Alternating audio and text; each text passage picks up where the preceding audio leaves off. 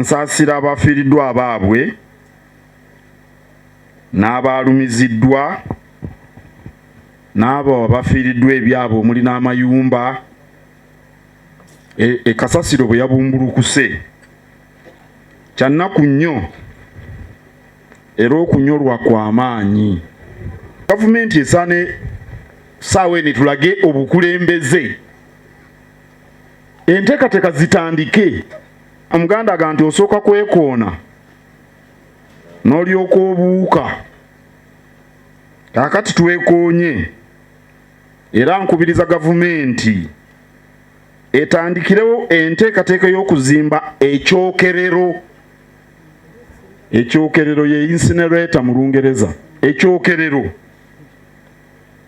kubanga Kasasiro Kampala alimu abantu obukadde babuna, tewali kifo kye bagenda kufuna kitajjule mu nkola eno ey'okuyiwa obuyiyi Kasasiro n'oleeta ekinyigiriza wonna we banaagenda baddundu oba wanayo wajja kujjula. Ate twogera obukadde buna tunagenda okumala emyaka 2 nga buli obukadde 6 abantu beeyiwa mu kibuga buli lunaku. N'olwekyo bakole enteekateeka bafune ekyokerero.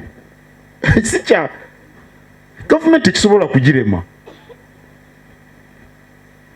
Ekyokerero kijja kuvaamu amasannyalaze, kijja kuvaamu ebijimusa, kijja kuvaamu amanda agafumba emmere n'ebintu ebirala bingi nnyo.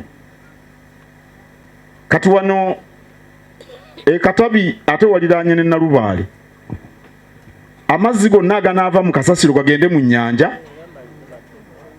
olaba nga byonna biziwe. Kasasiro baamusuulanga wali Wakaliga mu myaka egy'omu 7 nze ngenda okutegeeramu bwe nti nga tuli batonga mu 7-8 nga bayiwaawe Wakaliga wansi